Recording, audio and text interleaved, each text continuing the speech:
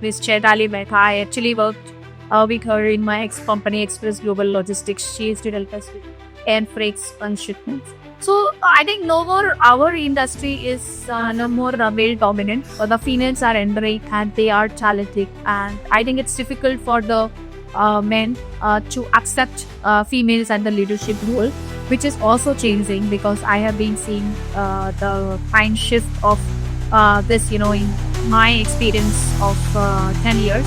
So it's slowly and steadily changing, and it's a good progress that I am observing.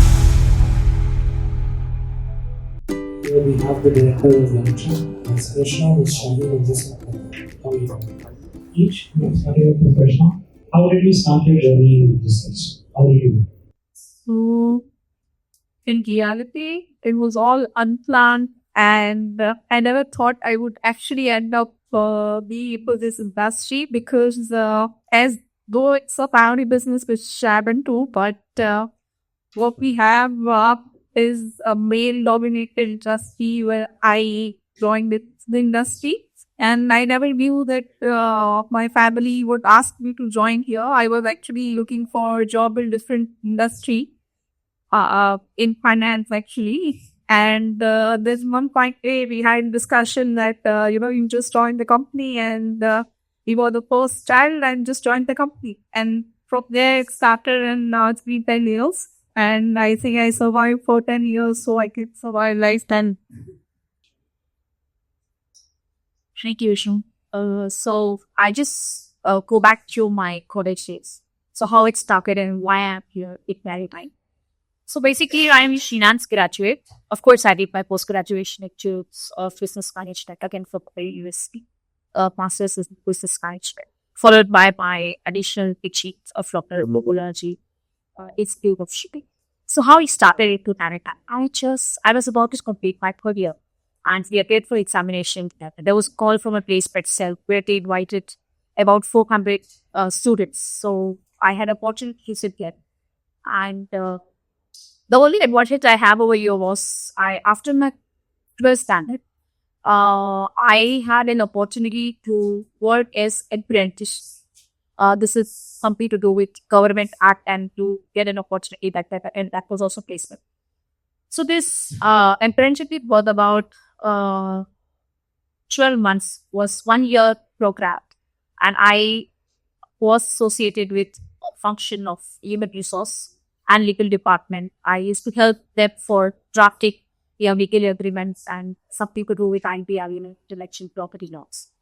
So how I landed here. So this apprenticeship actually helped me to get a job in maritime.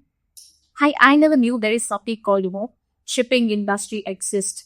And I think there are people who are unaware about this industry. We are only been taught in our college, okay, there is something called water transportation.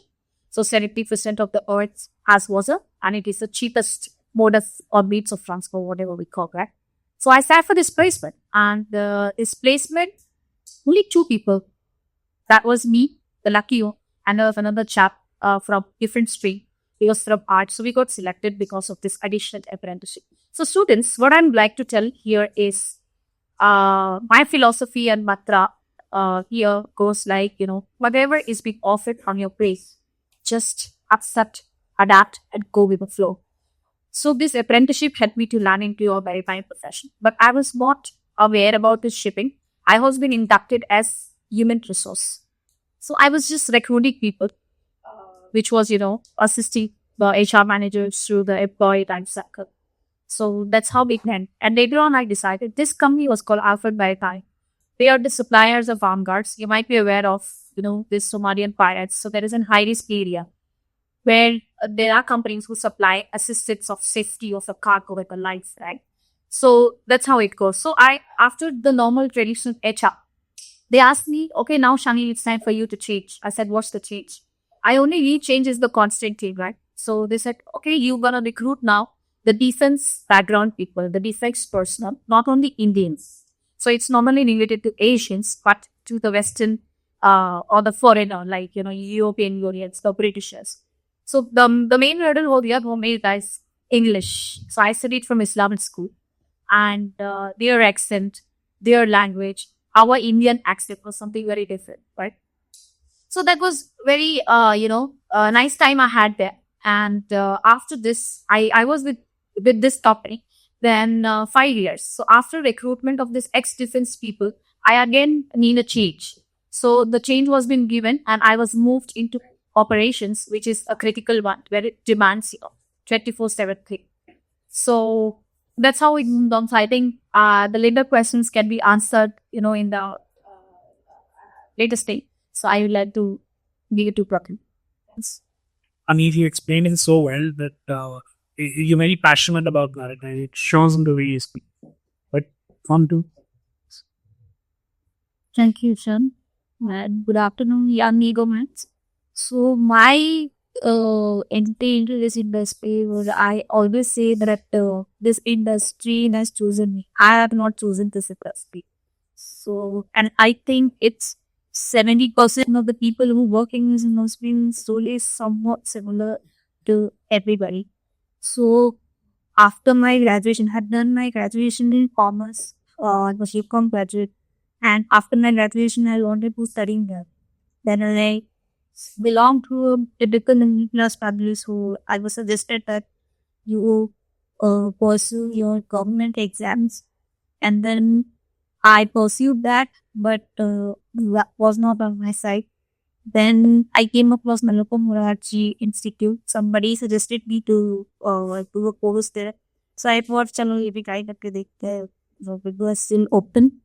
Then when I joined the Uttam Murarji, I started my career with Rapper Lloyd, which is a Chechen container company. So I did my internship there, and then I liked working there. The pace of this industry and how collaborative this industry is, and it gave me a sense of purpose. So I've been ever since I've been in this industry since 6 years. So that's how I entered into shipping industry, and continuing since then. so, what is your shippings? Krishna to for having the action providing. So Youngship basically is a non-profit organization, and here we say a platform which is founded in Oslo, Norway. The platform is more about connecting the young minds in the industry, which is maritime and logistics industry. It's completely a non-profit organization. We try to do events all over the globe, which is either online or offline, and connect within the country, definitely offline.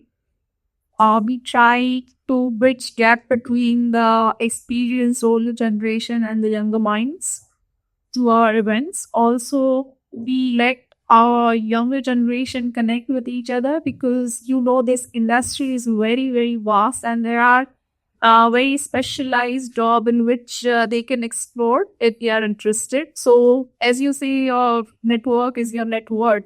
So maybe not today, but tomorrow, you never know. If you know somebody, you are connected with somebody that might be useful, and that's sort of a thing which we are trying to build here in Mumbai, and then going to expand all over India. So, when you talk about networking, mentorship is also part of networking that develops over time. From you all Nepal College, was there a time where somebody into understand the logistics industry, you wanted you arriving by you there, and how metals play a lead that needed in your life? Yes, so that definitely is the most important thing if you want to start and survive at this industry. When you decide and want to get into the industry, first thing is you do some short courses like what Garware, Mopa universities are offering. You attend some events like this one and the other ones. There are many certain organizations like Young Sherpa and Vista for Women, then some government it is also happening. So it's very important that you connect with the generation which is controlling this industry.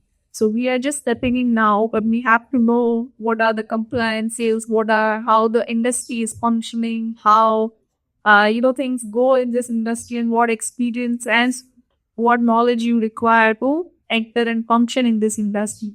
So when you attend such events at colleges or courses, you get to meet different people. Like your co-colleagues are obviously working or interning somewhere, so you learn a bit from them. There are your tutors, then the events you attend, you meet the panelists or guests and the other attenders. So you know how vast the areas are in this industry and where you would like to fit in. And then slowly you develop a connection where they are able to help you or guide you throughout the industry. So with me personally, as it was a family business, it was quite niche. My environment and learning areas were quite niche. But then what I did, I also did a course from a university, then from the Roto Morarji, then I attended quite a few events, broadening my network, and then I've developed my network in such a way that they help me at every step in the industry to, how to overcome those problems, how to, survive in this industry. So that's very important. So I just want to add power of networking, maybe watching it.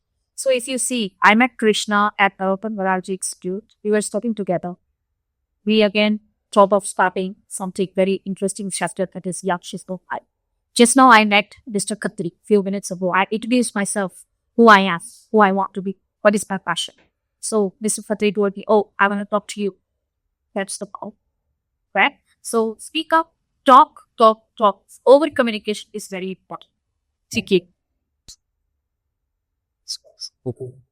Yes, about networking, I would like to add one point that a simple communication can take you a little more way in this industry. It's not just about making connections or connecting, just connecting with the people. It's also about your communication. So yes, as Ms. Shanina has correctly pointed out, you need to communicate with people. You need to be active in this industry and actively networking. So I can say it's a very important part that how this industry keeps you connected or in it. I was initially when I joined, I was such an introvert. Like I would like to speak or talk to people. If I would be this 10 years ago, it would have been much better. But then slowly and steadily, what we've done is, this is really important. That otherwise, I would hardly talk to people. I would just be in my office area. I would I do this is my work and that's it. I'm not very for anything else. But that doesn't give you growth. You have to get out and talk, connect to actually expand and have your personal growth as well. You talk about growth thing, you talk about time spent and educating yourself because you got. How do you think that is people know? Because you mentioned it to you when I first in the course, short course, and another when I did you own in college. Your connections also speak volumes on how you have done for education. What do you think it play a role and how much do you think mastery gives you? Mastery in many subjects, spending 5 years in that subject. Do you think that is something the students should know that if they're feeling underconfident, they're feeling imposter syndrome? After 5 years at get That's very true. So it's all about patience and consistency. To be very frank, it's while you're doing the course, it's so exhausting that you're exerting yourself. You can see yourself. You're spending your weekends over here, studying on the weekends. Then you're working on the weekdays, and you just don't have your free time. But there was a point for me because both the courses which I did were on weekends. So I was working full time, or rather, I would say full overtime, and then study on the weekend and then still work. And those 4 years, oh my God, I was crazily tired. But I'm happy now. I'm really happy because it's really important. It cut down various years which I would still spend not getting out. If I would just have been in my office, I would be here. That's for sure.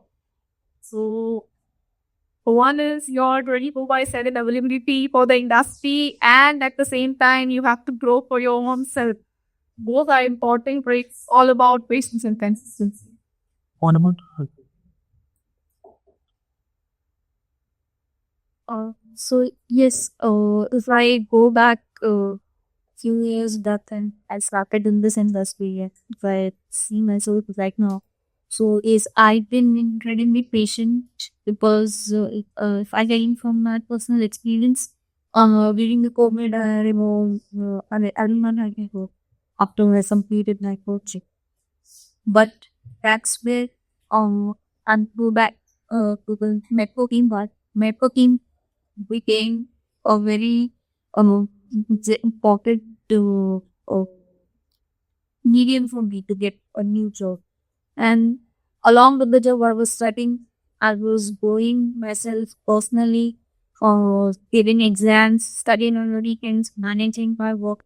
So yes, definitely the initial years, which I would say is a bit of struggle and hard work, but it's really, really fruitful in the long run. So I would suggest all the students go shy out or don't be scared for by hard work and smart work. Plan your work in such a way that it gives you a long run a result in a very long run. So initial years, if you do hard work, then after a few years, it's fruitful and uh, it takes you very long, well, in a long way. So it's very much like it's true and you face a crisis with it does shake you inside. It all you feel so for because of what do you say about networking and automation be a key part to you. Yes, for me, education is very, very important. And I just tell you the reason behind this thing. I have a very strong background. Academic background, Saba, to be very precise. I was the topper of my college, junior college degree from Mumbai University. I've been graduated from Bekana Society College of Arts and Sciences, Chenpur, and I did my master's again, of course, Mumbai University. And at NMIS, again, I managed to secure first position, that is first rank for both years. So for me, education is very, very important because if you really need to be master at some things, you should know and you should try to educate yourself to be a master of that thing. Then coming back to Ishant's thing. So for me, my profile is something like, I have not been a master in specific thing. I have a finance graduate, management postgraduate, diploma in shipping and logistics, landed up as vessel operator, final task man president. So you have to see where you want to be, and you have to go with the flow. And mastery, yes, is very, very important. So it's not important for you to be always educated by way of some securing a degree or something. You got to learn too many things from your surroundings. Some of the elderly ones, you will definitely learn from the kids also, right? So that's all for me. Actually, I'm learning from Gen Zs, right? Yeah, exactly. Now in my company, there is a work profile called Ops Sports. We operators, quite busy with the operations. So we hands-on support from the ops people like Fish graduate we are taking from Indian Maritime University, Gujarat Maritime University. Basically, my company is targeting to those college who are mastering into maritime or shipping operations. So these Gen Z people, I sometimes take 1 hour just to get the LOI. LOI is basically indemnity. You're giving it to your counterparts, just the guarantee stuff for some operations. So I take 1 hour to, do the proofreading, but the support Gen Z people, they are like, okay, no, we have some software. We just, scan through your two documents, compare, highlight, okay, where is the discrepancies. So that's how the Gen Z's works. We always find so we are somewhere in the middle where we have a highly educated master mariners and highly experienced elders above us, and we are somewhere in the middle, and below us are the Gen Zs coming in, and we're learning from both actually. So it's sort of a sandwich between them and this, because their way of functioning is completely different.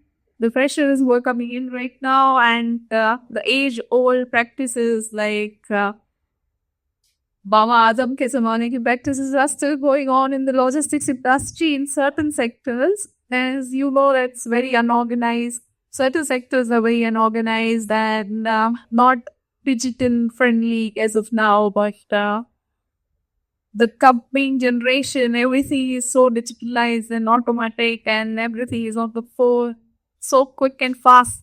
So we just have to learn to balance between both of this is what we are going through right now. So when you talk about production, and what will youngship entail? Why should there's so many young people interested in the maritime units. What do you think about it? What? Who should join youngship and what can why? About what does it?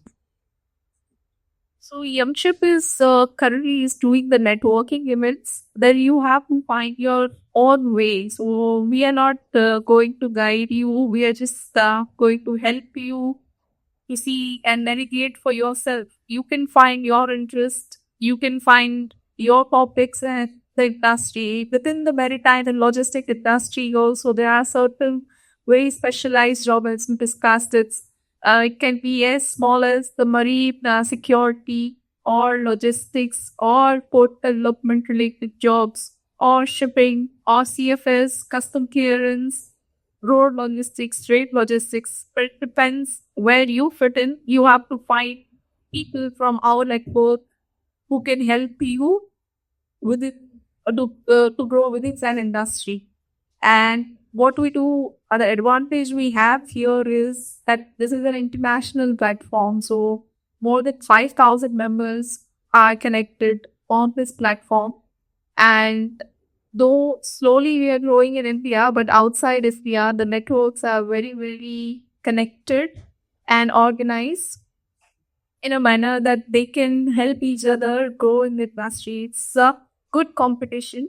Last year itself, we all attended an international event at Sri Lanka, and more than 18 plus countries participants had come who are representing youngship from different countries and the members of different countries. So you imagine that the horizons and the minds which you can interact with.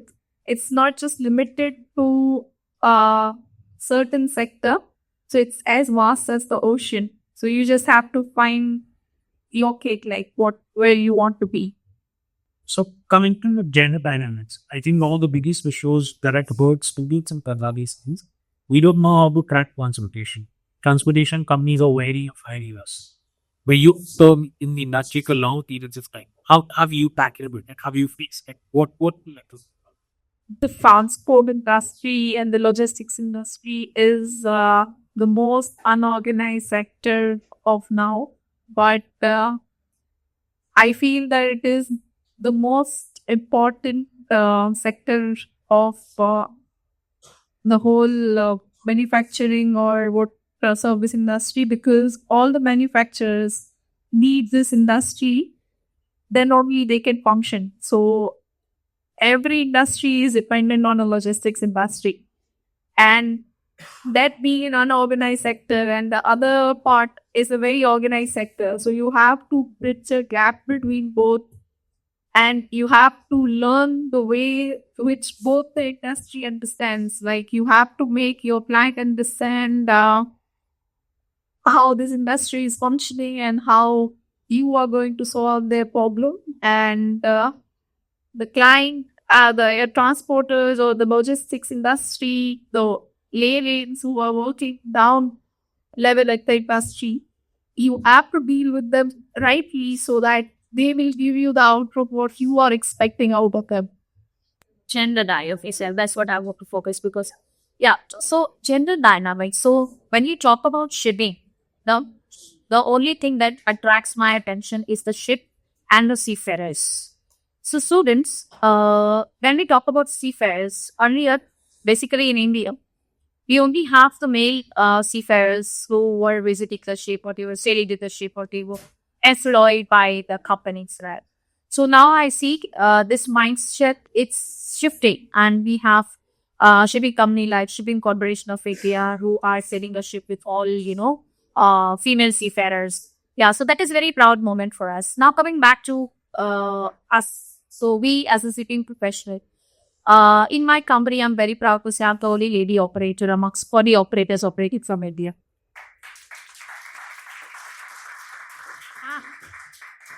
And I am struggling like anything. And a woman ship operator, when we talk about ship, it's 24/7 demanding job. The ship is sailing all the time. You have to be on the top of it. You know where it is sailing. Suddenly you are giving instruction to the ship कि आपको निकलना है from India to Bangladesh. So ship का अगर थोड़ा सा भी route change हो गया, then it costs lot of money, right? So every minute we have to pay higher to the freight we call. Higher is the we pay to the ship owners. 1 minute we give you some dollars. So we have to, time constraint is very important. Giving the timely instruction to the ship is very important. Coming back to gender diversity. So now I think when we talk about gender diversity, the only focus goes towards female equality, right? So it's not like female wants equality, or they are not asking कि हम एक बराबर. So firstly, the mindset needs to change is both of the genders are equal. Now, a shipping company like this today morning, panelist, we saw Ms. Chaitali Mehta. I actually worked with her in my ex-company, Express Global Logistics. She used to help us with air freights and shipments. So I think no more our industry is no more male dominant, or the females are entering and they are challenging. And I think it's difficult for the men to accept females at the leadership role, which is also changing because I have been seeing the fine shift of this, in my experience of 10 years. So it's slowly and steadily changing, and it's a good progress that I am observing. And I am being the most respected female employee at my workplace, and I'm very proud to be associated with the company who values DEI or labor taxation. So as per my experience, if I touch upon gender equality, so I work for a Queen company. So all the seafarers, Orion and I used to work with. This was 2 to 3 years back. All the seafarers were with me. But I see now many of the companies who emphasize on hiring or training female seafarers. And if I touch upon the soldier, which is us employees in the company, working in the company. From my personal experience in leadership roles, I've been fortunate to work with the many of the females which were under the leadership person. Most of my bosses were females. And then in my present company, when I work, the gender equality is somewhat balanced. So yes, there are changes coming. There are companies, shipping companies, who are identifying that we females we just do equality in terms of opportunities, in terms of recognition, and in recognition in our work. So this is the mindset which I can see that this industry is changing, and they are working on it to balance the gender disparities which we face. I'd like to add one more thing to that in coming times, yes, we are seeing the industry is adapting, women seafarers as well on the shore, and you're managing it quite well. So it should be like the most capable should be given the job rather than be favoring one gender or the other. So it should be about the capable person, and that's what the industry is adopting right now. Since sorry for it, watch. Since we are networking platform at Yakshit, so it's not we are not only promoting females. It's of course we are not gender bias here. On our board also we have a champion. He's also ex NMIS. He's also associated with a shipping company ownership. Works as application manager. So we are also promoting gender diversity. Also, at in our industry, the shipping industry, there are a lot of platforms which are empowering and promoting women. So like us, Young Ship, we also have Vista. So Vista basically they promote women empowerment. Again, on the IMO, that is International Maritime Organization, we have one movie for specifically for the women. So they are also titled as women in shipping. So you guys and the females over here, you can always go and follow those pages and connect with them, try to understand what they are doing at different weeks, like ASEAN shit week. Then we have got another recently, directly, I think in the month of April, we have an upcoming program which is inaugurated by Maritime CEO. So they are also hosting one event, so you guys can go there. Yeah, I'm promoting them as well. So that's so nice of me, right? Uh, I would just like to ask you, if you don't start a program, I would just like to ask you, what are the most important things in industry? So take ownership of the work.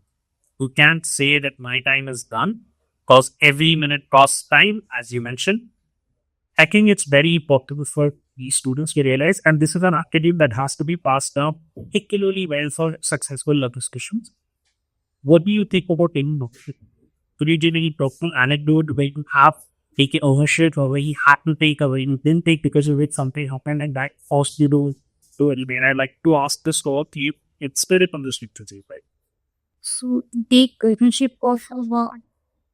I think first of all, you priorities. You need to prioritize to and you need to set some boundaries because this is a 24/7 working in this.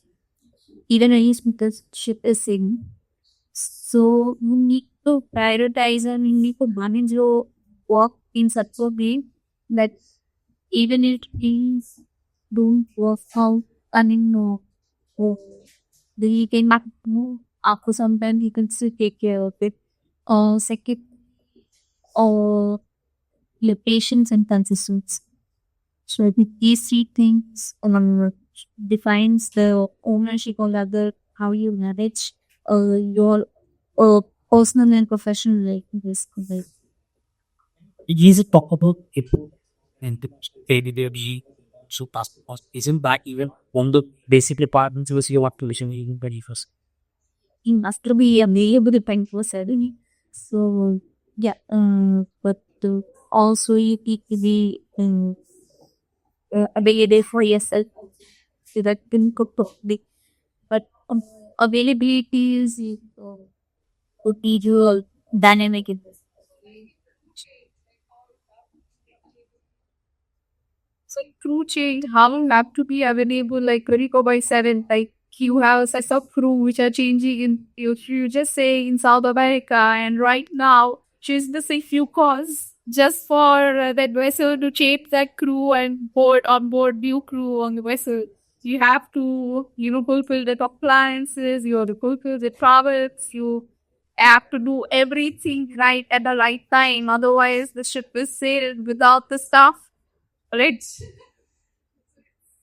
So under my watch, ship will never sail without the staff. That's for sure. But yes, the time difference is you can say hard to beat it sometimes. But that's what I'm saying. Here you have to prioritize. Yet I have finished my work. I have given the flights to the agents to look at it in South America. Now, so for me, my work here is done. Okay, now this work starts. But there might be time that the departure is given and I'm not going to again change the flight. So we end this polymer in late in the night at home change place. So that's an ability focus. I have prioritized my work in thinking. What's the Dependencies. I have to be available. So that's a bit of business. So, just adding to what Repudi said, and Isha, a contingency is our business at shipping. Is our business in shipping. You never know what is going to happen next. My next minute, rather to be very specific. So when we talk about shipping, I think it's an adventure. Adventure is all about risk, right? So shipping is basically a risk which gives you a success. So coming back to the basic question about 24/7 availability. So time, so to be very precise. So I start my shift at 6:30 in the morning Indian Standard Time. I have to align with my traders who is fixing the cargo out of Pacific, that is Australia, New Zealand. And 6:30 I have to log in. So I start my day with my prayers early in the morning. Then I log into the computers. Then I see what my traders ask. So availability comes. So availability here says we are working in a team, right? So when we are working in a team, everything is dependency. So it's the chain. So if trader is working on some cargo, he or she should know whether my ship I am operating, my fleet is a good candidate for the cargo they are searching in the market. Right? So there we talk about the teamwork and comes the availability. So I have to be available. The traders will ask you the glamour question. Oh, this ship is going out of New Zealand. New Zealand is a place where we have a very strict biofouling regulation. So the hull, basically, ship ka jo hull hota hai, the bottom part, that has to be very, very clean. They are not Indians. Or in fact, Indians are also improving. We have also got very stringent regulation over here. So we have to ensure that ship is compliant to trade them. So I have to be aware. And it's not like that she's asking me question, I have to wait for 30 minutes. Oh, it's okay, I can answer after 1 hour. No. Is this costing me money? There is a high probability that my trader will lose a cargo in the market. I have a ship, I will. So I have to have the cargo, I have to have the business, I have to ensure the ship is employed for the next voyage orders, right? So the time zone. So I am an operator, I mentioned I am operating in the Pacific time, basically 6:30 to 3:30 or rather 4 Indian Standard Time. But my ship is not only sailing in this region, right? She has got a voyage orders to sail in Atlantic, that is US, UK, or maybe Japan or Australia. So Japan, Australia I already covered because Singapore is ahead. So Japan, Australia is way ahead of us, right? So information, flow of information is very, very important. You must know what you are doing. And that where comes the ownership. I am telling myself as a voyage or vessel operator, I am whole and sole responsible for what my ship is doing for a particular business. My traders have given me an estimate. When we go for shopping, we always see our pocket. हमारे pocket में आज सिर्फ 5,000 है. We have to ensure not shopping इसी के अंदर करें. Otherwise, we have to ask friend का help. Oh, you can cheapen me. I'm standing at the shopping. This is not suiting my pocket. Will you be able to have it? It is not going to work like that in shipping, right? So I am the author of my P&L, that is profit and loss. So basically, the component, what I have to focus upon is the hire. What I am paying as an expense and what I am getting as a revenue in my voyage. So ownership. I have got a lot of helping hands. Like as I mentioned, I have got fresh graduates from this maritime university coming and helping us with a little bit of documentation work. But even if they make errors, so we are questionable, we are accountable. Oh, you are the voyage operator, you are the vessel operator, you must know what help you're getting and where this needs to be corrected or where is the error basically. So the next bit up the ownership. Ownership is very, very important. You have to be very, very disciplined what you are doing.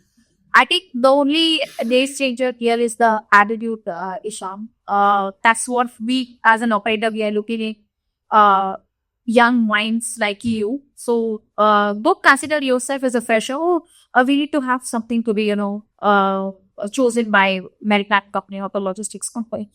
The plain and simple query goes with attitude. When you are sitting in front of the interviewer, it's all about attitude and your integrity, what you have written on your CV, and what you are speaking, and what is it communicated to the interviewer. So that's how it goes. Thank you.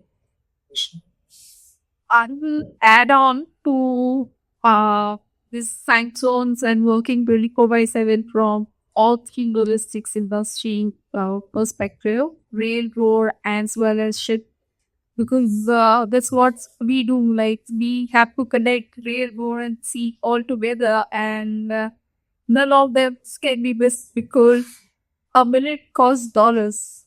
It's not just rupees, dollars.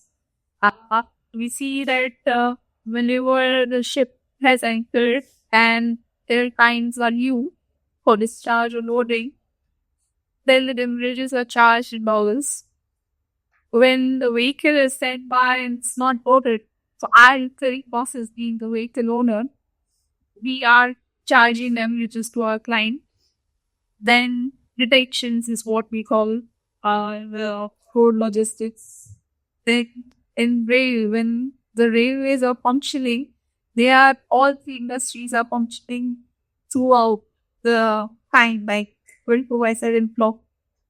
And everybody who are operating in the down level, we are the ones who have to monitor them. And if anything goes wrong or they need emergency help, we have to be available.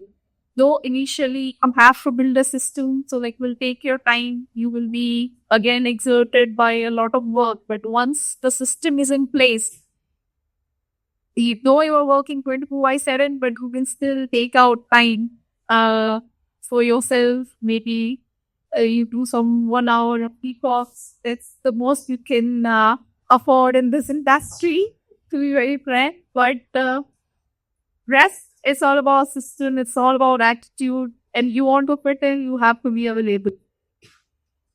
Okay, thank you for such an insightful discussion. This point you is very insightful on the perspective of that.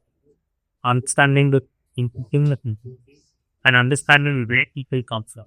Having someone who's open shipping, like working as a vessel officer, someone who's joined their family business and taking the next level, it was a pleasure to have you.